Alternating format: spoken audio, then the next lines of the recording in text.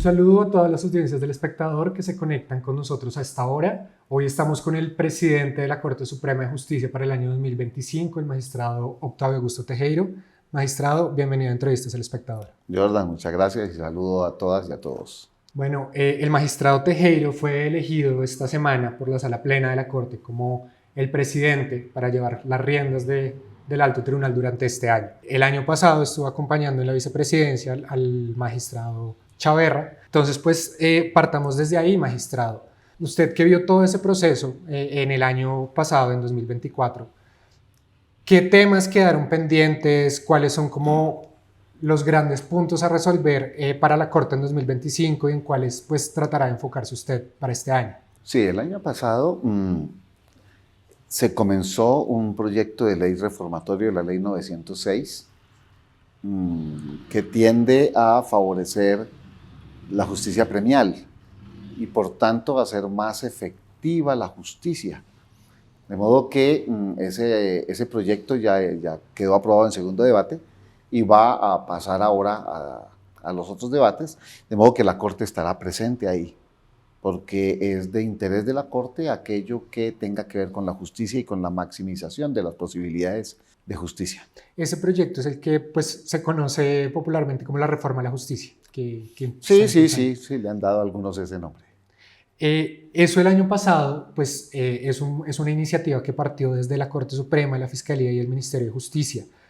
Quien estaba liderando como todo la movida, incluso en el Congreso, por parte de la Corte era el magistrado Chaverra. ¿Eso cómo va a funcionar este año? ¿Va a seguir el magistrado Chaverra encargándose de todo el proceso en el legislativo o va a entrar usted ya como presidente a dar como esa lucha para que el proyecto se apruebe? Como es un proyecto que tiene que ver directamente con asuntos penales y mi función aquí en la Corte es como magistrado de lo civil, pues el énfasis va a estar en la sala penal de la Corte. Allá va a estar un énfasis muy fuerte. Sin embargo, eso no es ajeno a la presidencia y por tanto yo deberé estar y voy a estar presente y voy a hacerle seguimiento porque es un tema en el que la Corte tiene especial interés en bien del país. Magistrado, y precisamente sobre eso, usted como el año pasado estuvo muy de la mano con todos los asuntos que ocurrían acá. Y también, pues, creo yo, acompañó todo este proceso de construcción de la reforma. ¿Qué puntos considera que son como los que sí o sí tienen que ir? ¿Qué puntos no cree que, pues, sean fundamentales? Yo no diría que este sea el momento para entrar a especificidades, a particularidades, pero lo que sí es cierto es que el proyecto apunta a lograr justicia efectiva, más allá de lograr muchas otras cosas, efectividad de la justicia. Y este es un proyecto que está bien concebido con esa mira, efectividad, que no haya impunidad, que podamos llegar a sentencias donde se produzcan las condenas en los casos en que haya lugar a las condenas.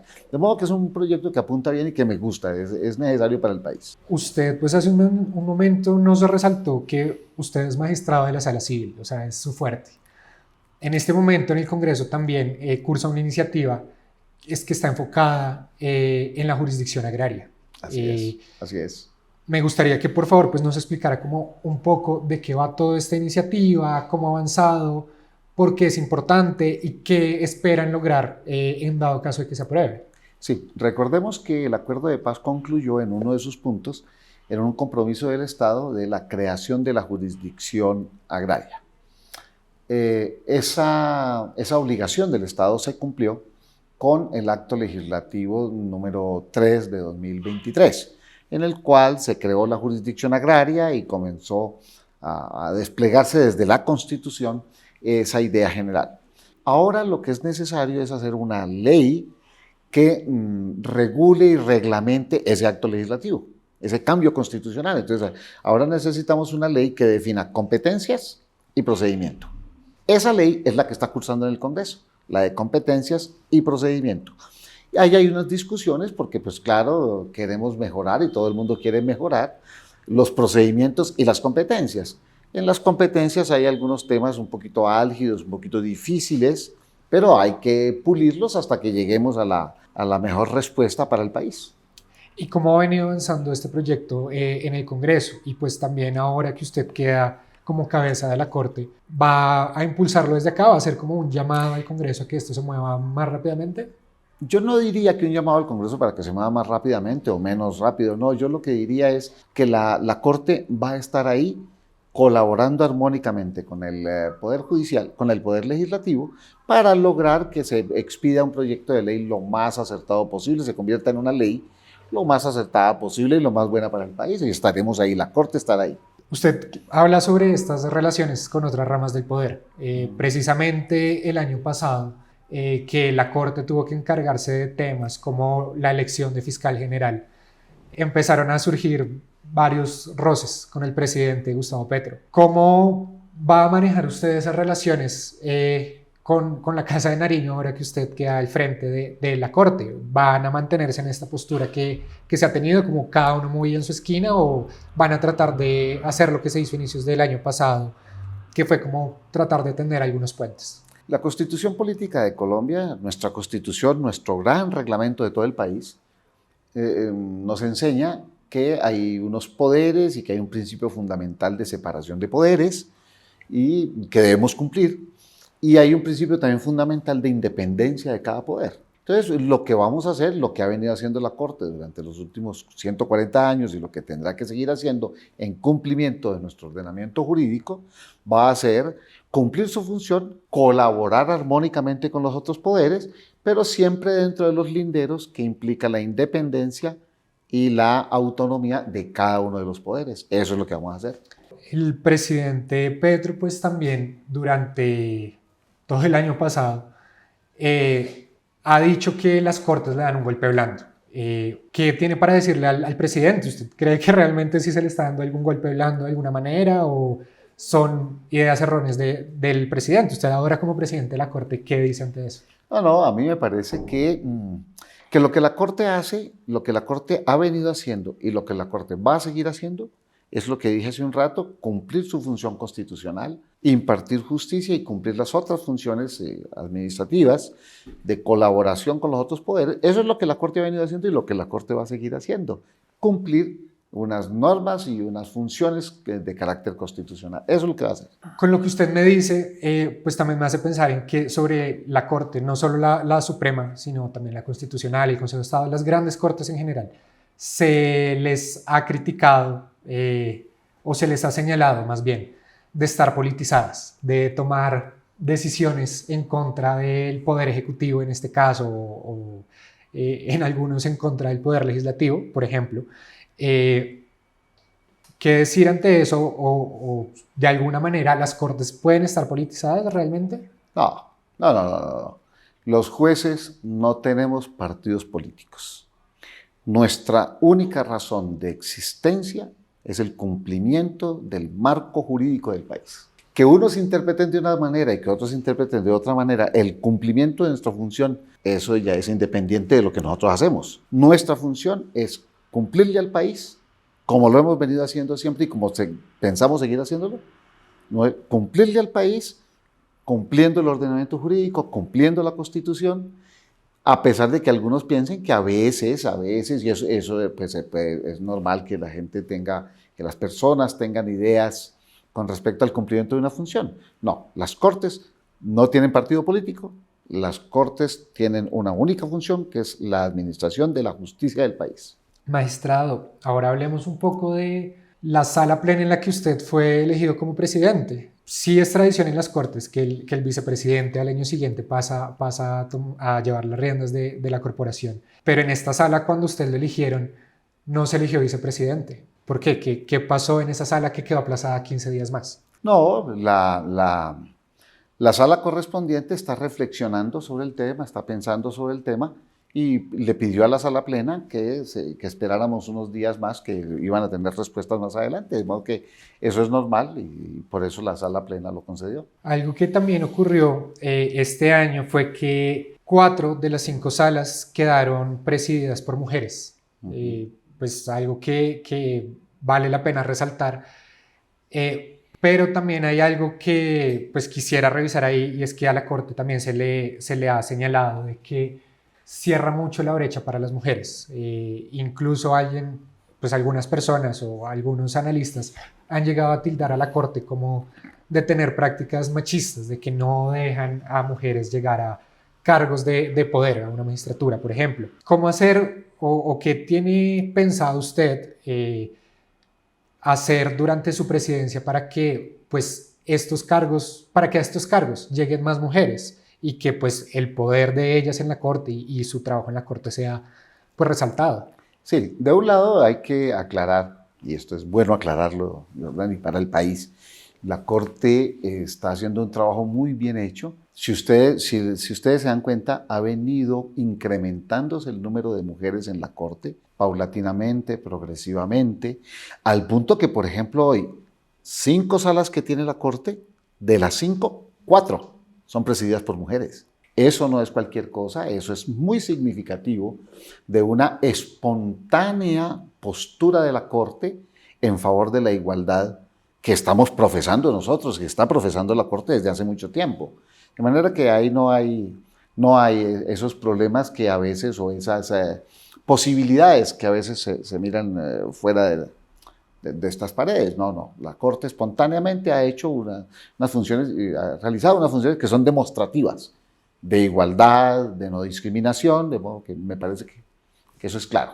Cuando se eligió como magistrado de la Sala Plena al magistrado José Joaquín Urbano, pues llegaron precisamente muchas de estas críticas, como por el criterio de paridad que debería tener la Corte. Siempre ponen muy de presente como el ejemplo que de alguna manera da la Corte Constitucional, que es mitad mujeres, mitad hombres, incluso en algún momento fue mayoría de mujeres, y a la Corte le han pedido precisamente eso, como usted me dice, han llegado algunas mujeres a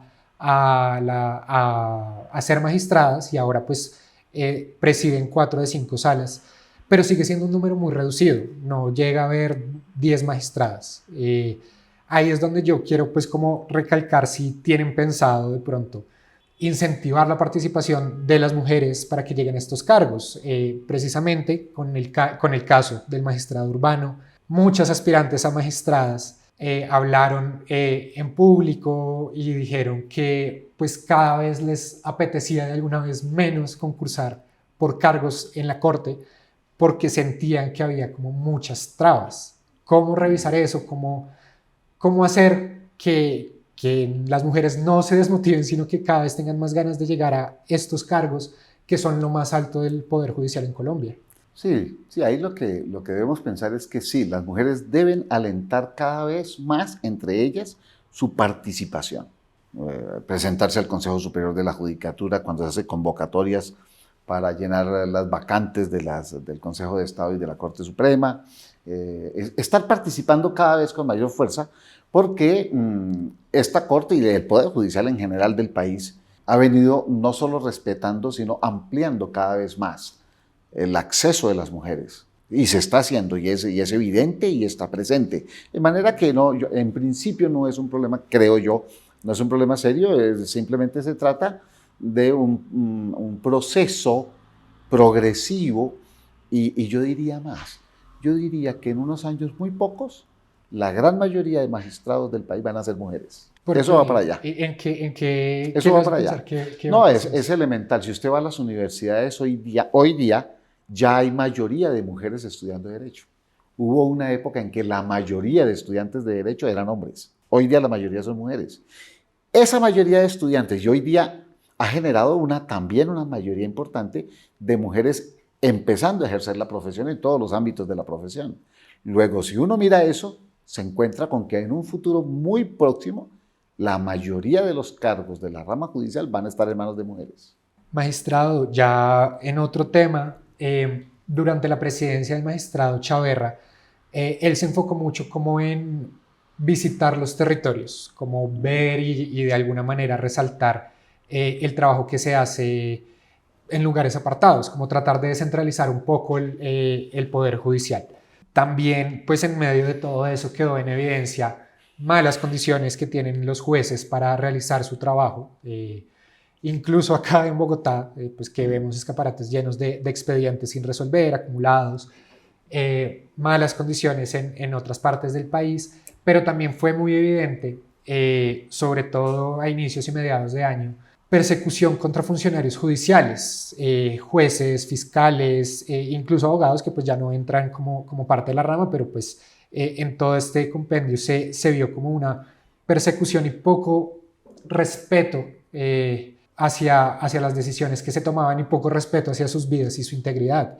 ¿Cómo espera usted manejar este problema? Lo que le digo, entiendo que el año pasado se adelantó como esas visitas, ver qué se podía solucionar.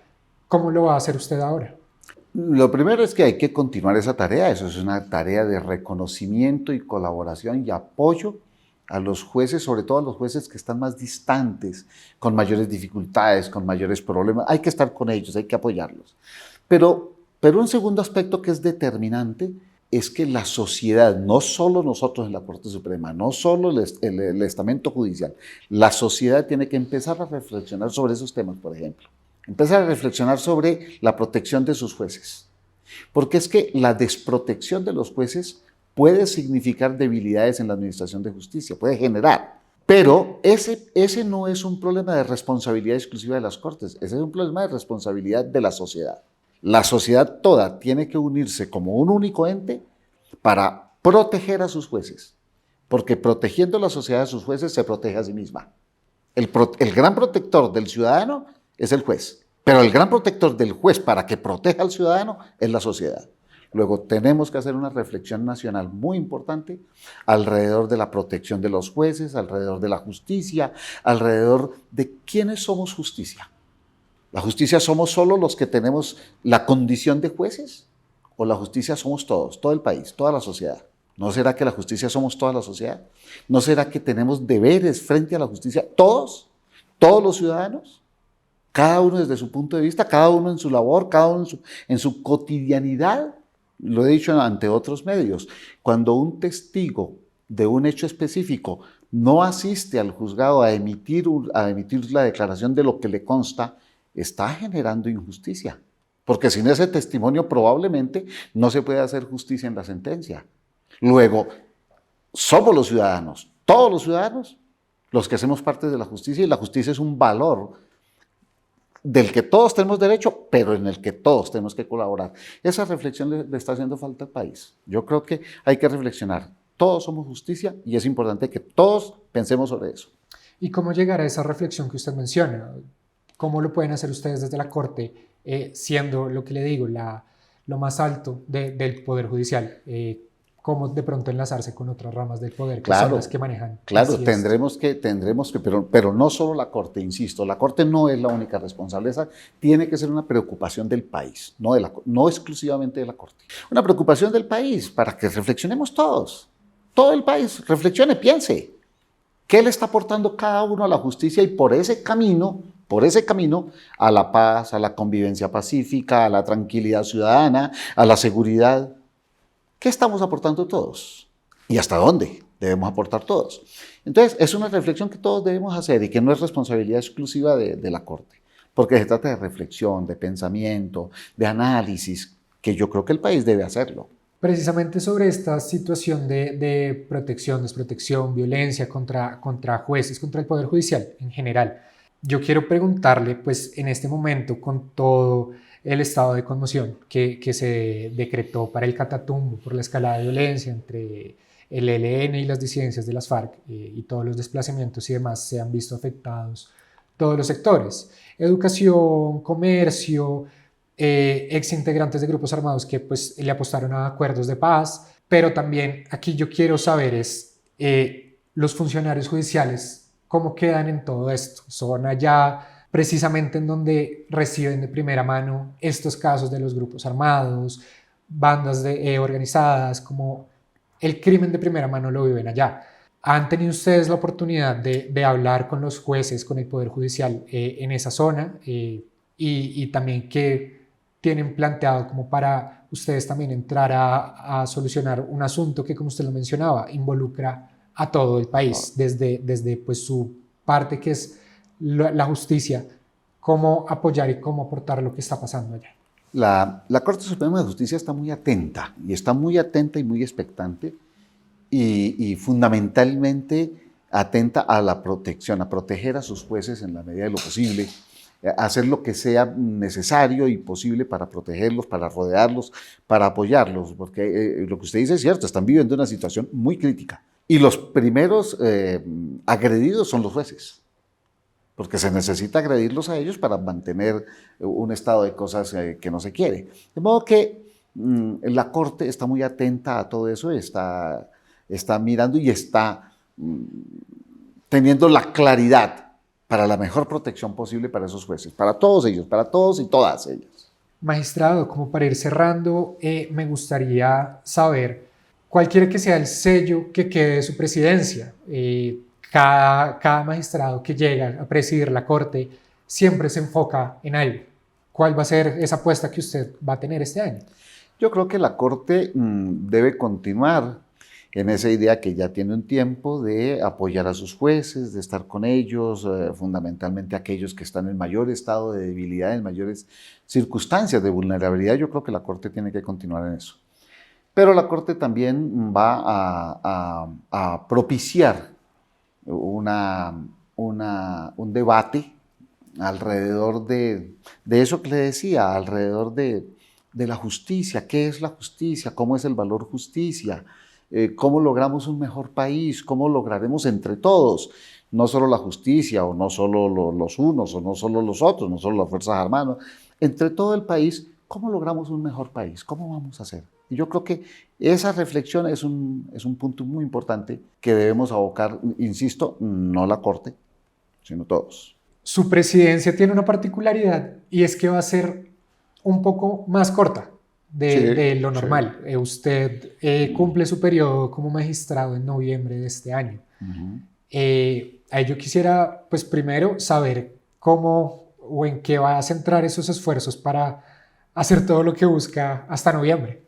No, vamos a hacer todo lo que se pueda y todo lo que esté entre nuestras posibilidades, haciendo muchísimo esfuerzo y haciendo muchísimo ahínco en lo que necesitamos para el país, y lo vamos a hacer hasta el último día que estemos aquí, con toda la entrega con lo que lo hemos hecho durante los últimos 40 años y con todo el tesón y con la búsqueda de los mejores resultados para todos, para toda la sociedad. Precisamente usted, ya que va como a terminar este periodo de magistrado y pues lo cierra siendo presidente, ¿qué aprendió en todos estos años como magistrado? ¿Qué cosas descubrió que le están de pronto haciendo falta a la Corte? ¿Hacia dónde debería apuntarle para los años venideros? ¿En qué cosas cree que se han equivocado y pudieron hacer mejor las cosas, por ejemplo? No, yo creo que la Corte ha venido, y no de ahora, desde hace 140 años que se fundó, la Corte Suprema de Justicia ha venido haciendo su tarea y la ha venido haciendo muy bien, enteramente, con actividad satisfactoria, muy buena. Hay otros elementos que pudieran en el futuro mejorarse, por ejemplo, los ordenamientos jurídicos que tenemos, pero eso no es función de la Corte, eso es función del Congreso de la República. Seguramente mejorar algunos ordenamientos, seguramente mejorar algunas disposiciones, seguramente adaptar a los nuevos tiempos normas que ya están desuetas, normas que están vigentes jurídicamente, pero no vigentes culturalmente. Entonces, poner a tono con los nuevos tiempos una legislación que en algunos casos es legislación del siglo XVIII, por ejemplo. Entonces, ahí hay que mirar cómo lograr actualizarlos. Y pues, magistrado, no sé si tenga de pronto alguna reflexión o algo final que hacer para pues, este periodo que recién inicia como su liderazgo en la Corte. Sí, yo creería que lo que decía hace un rato, yo creería que el país tiene que comenzar a pensar o reflexionar acerca de cómo es que la justicia, el valor justicia, somos todos. Todos somos justicia, todos aportamos a ella y todos obtenemos de ella los beneficios que la justicia significa. Luego, reflexionemos, la justicia somos todos, no solo los jueces. Ahí estamos todos.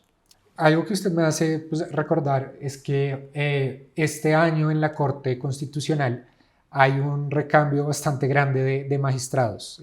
Salen 4 que ya completan su periodo. Y pues ustedes tienen como Corte Suprema que elegir una terna que a su vez votará el Congreso de la República para elegir al nuevo magistrado que ocupe una silla en la Corte Constitucional.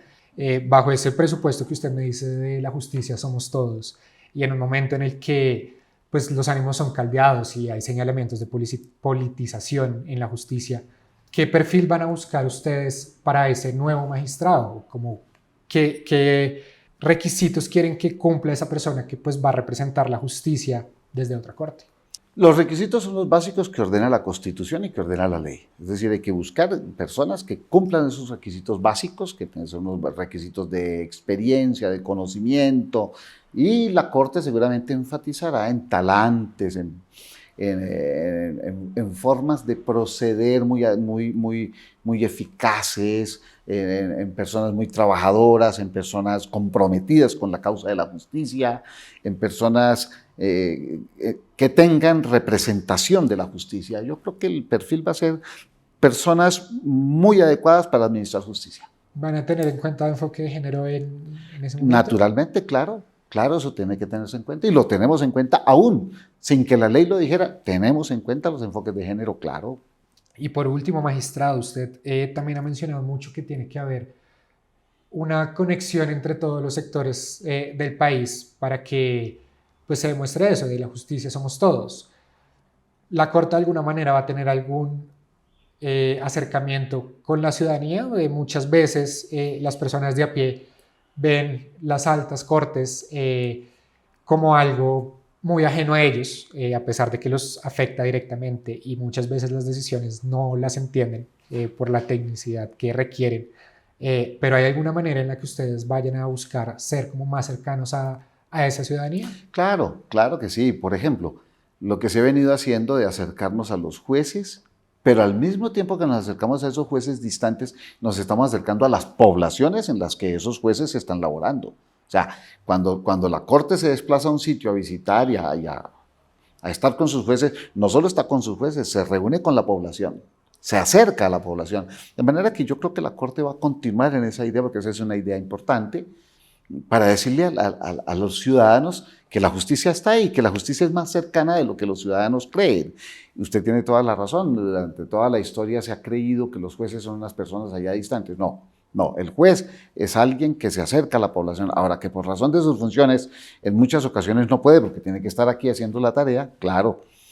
Pero en la medida en que se pueda, la Corte se va a acercar, se va a seguir acercando a los ciudadanos y va a seguir teniendo con ellos un diálogo directo, permanente, claro, franco, en el intento de búsqueda de soluciones para todos.